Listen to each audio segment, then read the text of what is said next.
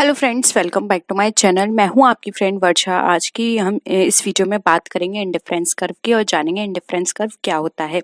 Start करते हैं video को। आपको वीडियो पसंद आए तो लाइक कीजिए, फ्रेंड्स के साथ शेयर कीजिए और किसी भी तरह की कोई भी क्वेरी हो तो जरूर बताइएगा। देखिए, इंडिफरेंस कर्व जो है वो एक प्रैक्टिकल एस्पेक्ट है, तो बहुत ईजिली हम इसको समझ सकते हैं। जब भी हम मार्केट में कोई भी चीज़ परचेस करने जाते हैं तो वहाँ पर हम जब भी हम उनको परचेस करते हैं तो उनके प्राइस सुनकर हम माइंड में ही ये सारी चीज़ें बना लेते हैं कि अगर इस कमोडिटी के प्राइस हाई हैं तो हमें इसका सब्स्टिट्यूट हम वहीं परचेस कर लेते हैं। यानी कि हम यहाँ पर दो कमोडिटी को परचेस कर रहे हैं, लेकिन दोनों से ही हमें क्या मिल रहा है? सेम सेटिस्फेक्शन मिल रहा है। ठीक है, सेम यही चीज़ हमें इंडिफरेंस कर्व बताता है। जब भी हमें लगता है कि कोई भी कमोडिटी हमें ज़्यादा पसंद है और हमारी बजट लाइन जो है वो लिमिटेड है, तो हम वहाँ पर क्या करते हैं, अपनी पसंदीदा प्रोडक्ट को लेते हैं और दूसरा जो अदर कमोडिटी है जो कि हमें कम पसंद है उसको हम थोड़ा कम परचेस करते हैं या फिर उसकी क्वांटिटी को हम कम कर देते हैं। ठीक है, तो ये आपको एक स्मॉल ओवरव्यू समझ में आया होगा इंडिफरेंस कर्व का। हम इसको अच्छे से और समझते हैं। देखिए, इंडिफरेंस कर्व जो है ये कर्व है जो कि दिखाता है हमारे डिफरेंट कॉम्बिनेशंस को किसी भी दो गुड्स के, और जो हमारा कॉम्बिनेशंस हैं यानी कि प्रत्येक कॉम्बिनेशन हमें क्या करेगा? सेम लेवल ऑफ सेटिस्फेक्शन देता है।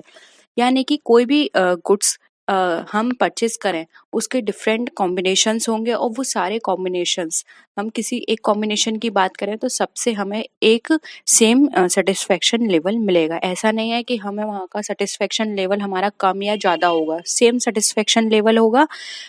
तो ये हमारा कहलाता है इंडिफरेंस कर्व, जिसको हम अभी और अच्छे से समझेंगे। देखिए, ये है हमारा इंडिफरेंस सेट जिसके थ्रू आप इजीली और समझ सकते हैं। ये हमारे कॉम्बिनेशंस दो गुड्स के होते हैं, जैसा कि आप इस चार्ट में देख रहे हैं। कॉम्बिनेशन है ABCD, चार कॉम्बिनेशंस हमने यहाँ पे लिए हैं। और जो हमारे दो गुड्स हैं, एक है हमारा नंबर ऑफ एप्पल्स, एक है नंबर ऑफ ऑरेंजेस। देखिए, यहाँ पर हम दो फ्रूट्स की बात करें तो दोनों ही मुझे बहुत पसंद है। आप बताइए आपको कौन सा फ्रूट ज़्यादा पसंद है? तो यहाँ पर क्या है, हमें लेकिन इस एग्जाम्पल में हमने ये दिखाया है कि एप्पल हमें थोड़ा ज़्यादा पसंद है इन कंपैरिजन टू ऑरेंज। तो हम क्या करेंगे, ऑरेंज की क्वांटिटी को कम कर देंगे और एप्पल की क्वांटिटी को हम अपना बढ़ा देंगे। ठीक है, तो देखिए यहाँ पर आ, आप इसी तरह जब अपने एग्जाम में बनाएंगे चार्ट तो इसी तरह समझाइएगा, एग्जाम में भी बहुत अच्छा होगा इस तरह से लिखना। अब ये चार्ट आप कैसे बनाएंगे तो ये भी आप समझ लीजिए। देखो, पहले इसको काउंट करिए, ये टोटल कितना आ रहा है? 1 2 3 4 10। तो यहाँ पे 10 लिखिए। अब 10 में से यहाँ पे 3 माइनस करिए, 7 आ गया। 7 में से 2 माइनस करिए, 5 आ गया। 5 में से 1 माइनस करिए, 4 आ गया। इजिली बन गया। अब देखिए, पहले मैंने एप्पल की एक क्वांटिटी परचेस की, उसके और साथ में ऑरेंज की 10 क्वांटिटी ली। अब मुझे लगा कि एप्पल जो है वो ज़्यादा मीठा है, ज़्यादा अच्छा है, तो मुझे अब एप्पल की क्वांटिटी या फिर मुझे पसंद है ज़्यादा एप्पल, तो मैंने क्या किया, बाद में एप्पल की क्वांटिटी को बढ़ा दिया और वहाँ पे ऑरेंज की क्वांटिटी, क्योंकि मेरी बजट लाइन सेम है, मेरा बजट तो अब बढ़ नहीं गया, बजट मेरा उतना ही है, तो मैंने क्या किया, ऑरेंज की क्वांटिटी को कम कर दिया। तो यहाँ पे मैंने नेक्स्ट टाइम 2 क्वांटिटी इसके लिए और इसकी 7 क्वांटिटी कर दी, यानी कि रिड्यूस कर दिया। यानी कि एक क्वांटिटी ये बढ़ाने के लिए मुझे यहाँ पे कितनी 3 क्वांटिटी को सेक्रीफाइस करना पड़ा। ठीक है, तभी नेक्स्ट टाइम फिर मुझे लगा कि मुझे और चाहिए एप्पल, तो मैंने क्या किया, एक और क्वांटिटी इंक्रीज कर दी और यहाँ पे 2 अपने ऑरेंजेस सेक्रीफाइस कर दिए, यानी कि ऑरेंज मैंने अब 5 परचेस किए।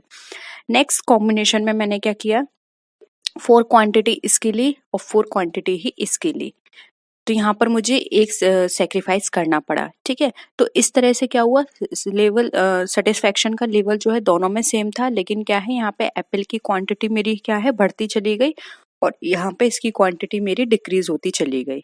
ये है मेरा इंडिफरेंस कर्व। अब इसको चार्ट के थ्रू आप और अच्छे से समझ सकते हैं। देखिए, चार्ट बनाते हैं हम।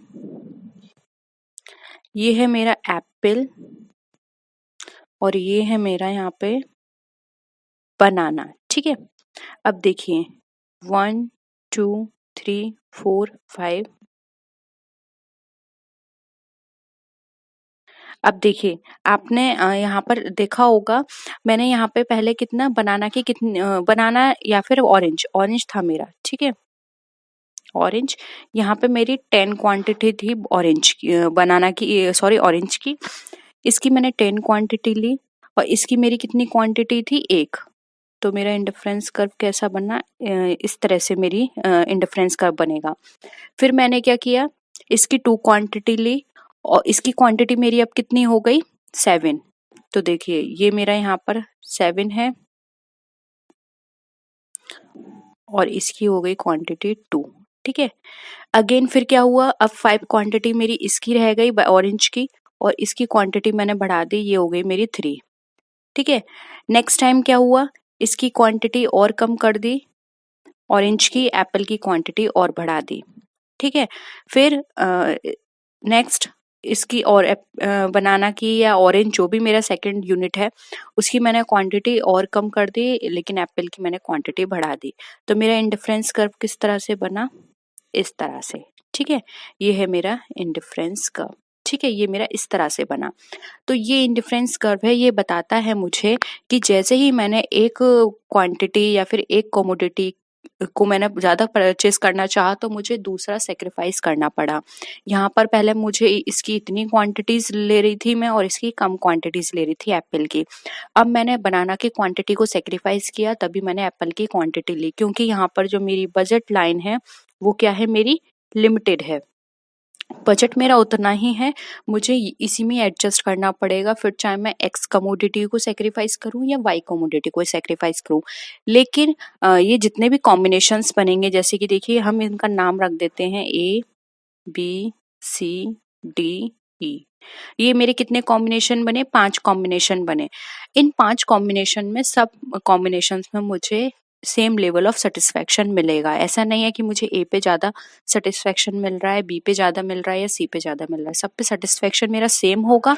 बस क्या है कि यहाँ पर मेरी लाइक डिसलाइक के अकॉर्डिंग मैंने अपनी क्वांटिटीज को कम और ज्यादा कर दिया, कि मुझे एप्पल ज्यादा पसंद है तो मैंने एप्पल की क्वांटिटी बढ़ा दी, या फिर मुझे ऑरेंज ज्यादा पसंद है तो मैंने ऑरेंज की क्वांटिटी बढ़ा दी। ठीक है, तो ये इसके अकॉर्डिंग सारी चीजें चलती हैं।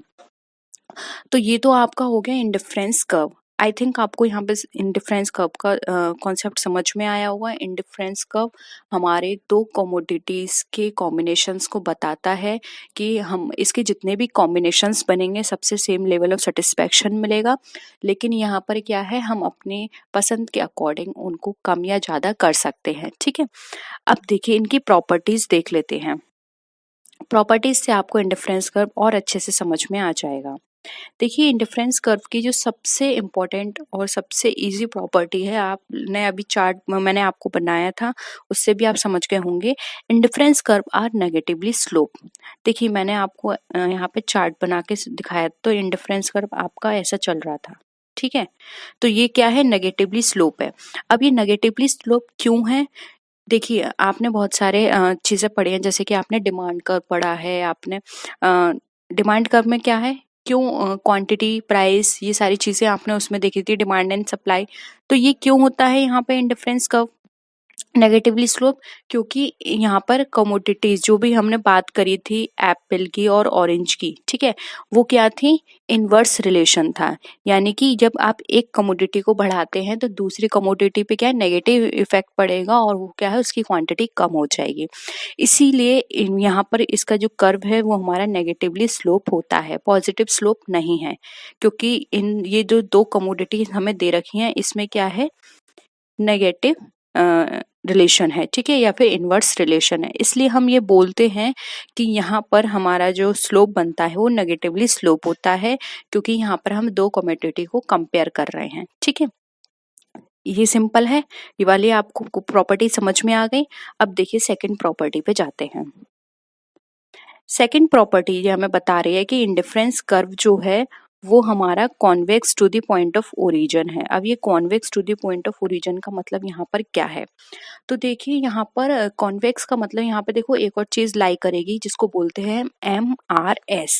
क्या बोलते हैं, MRS, इसको बोलते हैं मार्जिनल रेट ऑफ सब्स्टिट्यूशन। अब देखिए यहाँ पर ये हमें इसका कॉन्सेप्ट यहाँ पर ये है कि अगर हम किसी भी कमोडिटी की एक क्वांटिटी, यानी कि कोई भी कमोडिटी, जैसे कि एप्पल था हमारे एग्जाम्पल में, एप्पल की अगर हमने क्वांटिटी को इंक्रीज किया तो एप्पल की इस एक क्वांटिटी को इंक्रीज करने में हमें ऑरेंज की कितनी क्वांटिटी को सेक्रीफाइस करना पड़ गया। देखिए मैंने आपको एक एग्जांपल भी बताया था, यहाँ पर स्टार्टिंग में एक टेबल बताई थी, जैसे कि एप्पल है 1 2 3 4 ये था, और ये है ऑरेंज। अब देखिए ये कितना हो गया 10, 10 में से 3 माइनस किए 7, 7 में से 2 माइनस किए 5 और ये हो गया 4। तो देखिए मार्जिनल रेट ऑफ सब्स्टिट्यूशन यहाँ पर आप इजीली समझ सकते हैं। जैसे कि एप्पल मेरी फर्स्ट क्वांटिटी थी, अब मेरे को अपनी एप्पल की एक क्वांटिटी, यहाँ पे कितना हुआ सिर्फ एक क्वांटिटी इंक्रीज हुई, तो मुझे इसकी कितनी सेक्रीफाइस करनी पड़ गई 3 क्वांटिटी। फिर मैंने यहाँ पर अगेन एक और क्वांटिटी को इंक्रीज किया, तो यहाँ पर मुझे 2 क्वांटिटी को सेक्रीफाइस करना पड़ गया। फिर यहाँ पे अगेन मैंने एक और क्वांटिटी को इंक्रीज किया, तो मुझे यहाँ पर एक क्वांटिटी को सेक्रीफाइस करना पड़ गया, यानी कि मार्जिनल रेट ऑफ सब्स्टिट्यूशन मेरा यहाँ पर क्या हुआ डाउन में चला गया।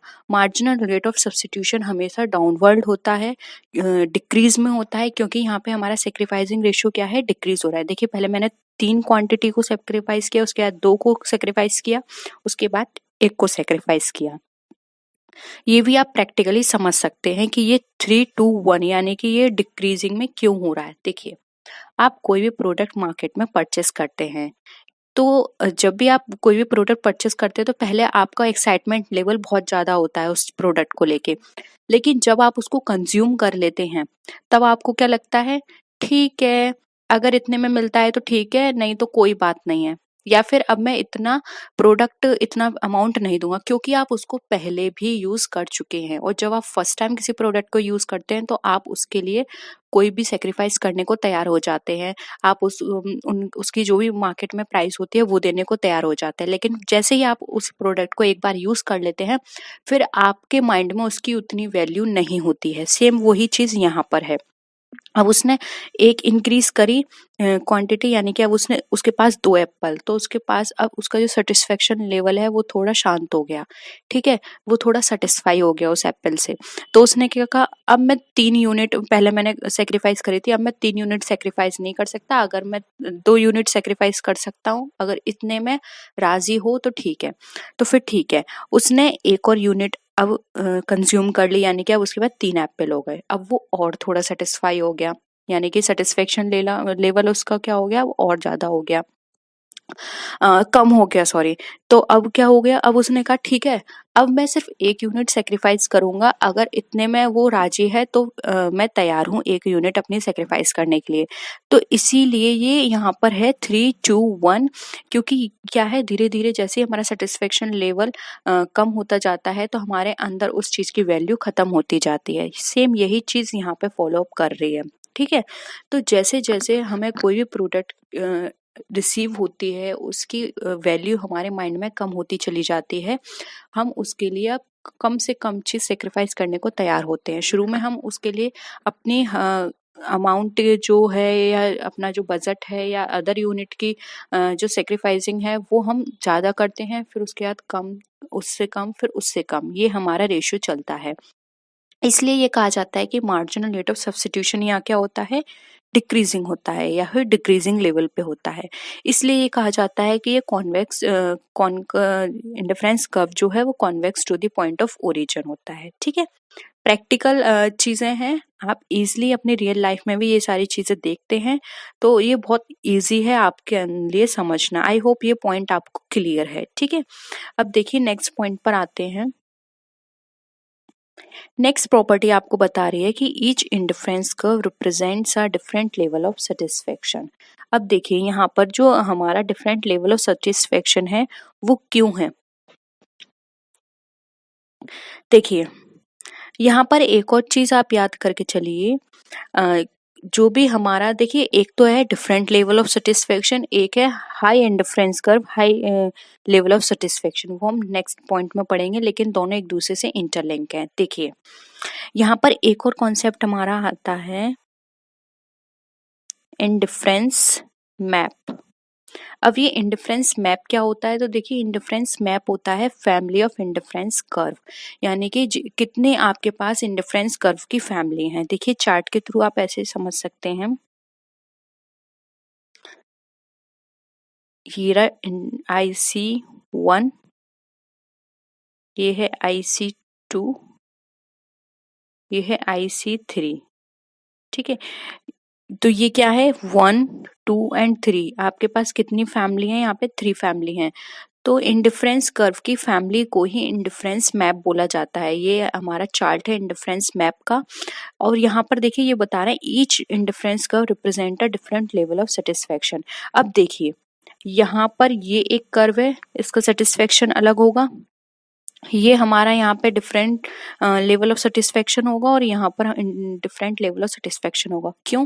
क्योंकि देखिए पहले हम कमोडिटीज की इतनी परचेस कर रहे हैं, ये है हमारा यहाँ पे Y यूनिट और ये है X यूनिट, X की इतनी ली, ठीक है, ये रहा हमारा। अगर हम अपने बजट लाइन को बढ़ा देते हैं, क्योंकि बजट लाइन बढ़ाएंगे तभी हम प्रोडक्ट को ज्यादा परचेस कर पाएंगे। अगर हम बाई चांस बजट बढ़ा देते हैं हमारा, तो मेरे को अब इसकी इतनी क्वांटिटी परचेस करने को मिलेगी और मैं X की इतनी परचेस कर पाऊंगी, ठीक है। तो यानी क्या हो गया, अब यहाँ पे मेरा सेटिस्फेक्शन लेवल Y से भी ज्यादा मिल रहा है और यहाँ पे मुझे X से भी ज्यादा मिल रहा है। अगर मैं अपना बजट और बढ़ा देती हूँ, तो अब देखिए अब मुझे इतनी Y की कमोडिटी मिलेगी और X की मुझे इतनी मिलेगी, ठीक है। तो यानी क्या हो गया, each difference curve represents a different level of satisfaction. यहाँ पर मुझे ये एक पॉइंट A हो गया, ये B हो गया, ये C हो गया। अब तीनों पॉइंट पर मुझे डिफरेंट लेवल ऑफ सेटिस्फेक्शन मिल रहा है, ठीक है। समझ में आया, ये पॉइंट इसलिए है। ये वाला आप सेटिस्फेक्शन लेवल ये मत समझिएगा, क्योंकि यहाँ पर तो मैंने आपको ये बताया है, जैसे कि पॉइंट A B C, ये जो पॉइंट होते हैं एक ही कर्व पर, वहां हमारा सेटिस्फेक्शन लेवल सेम होता है, लेकिन यहाँ तो वो ईच इंडिफरेंस, यहाँ तो इंडिफरेंस कर्व ही उन्होंने सेपरेट कर दिया। यहाँ एक ही इंडिफरेंस कर्व है, यहाँ 3 इंडिफरेंस कर्व है। यहाँ पर हमारा डिफरेंट होगा सेटिस्फेक्शन लेवल, लेकिन यहाँ पर हमारा डिफरेंट नहीं होगा, यहाँ पर सब पर हमारा सेम होगा। कंफ्यूजन नहीं है ना आपको? कंफ्यूजन है तो प्लीज जरूर बता दीजिएगा, इस पॉइंट को हम फिर से डिस्कस कर लेंगे। यहाँ पर अगर हमारा इंडिफरेंस कर्व अलग है तो हमारा डिफरेंट लेवल ऑफ सेटिस्फेक्शन भी होगा, और ये हमारा कहलाता है डिफरेंट मैप, इंडिफरेंस मैप, जिसको हम बोलते हैं फैमिली ऑफ इंडिफरेंस कर्व, ठीक है। अब देखिए नेक्स्ट पॉइंट पर आते हैं। नेक्स्ट पॉइंट है हमारा यहाँ पे higher indifference curve represent higher level of satisfaction. देखिए अभी जो मैंने आपको पॉइंट बताया था ये उसी से रिलेटेड है। यहाँ पे हमारा इंडिफरेंस मैप आता है, देखिए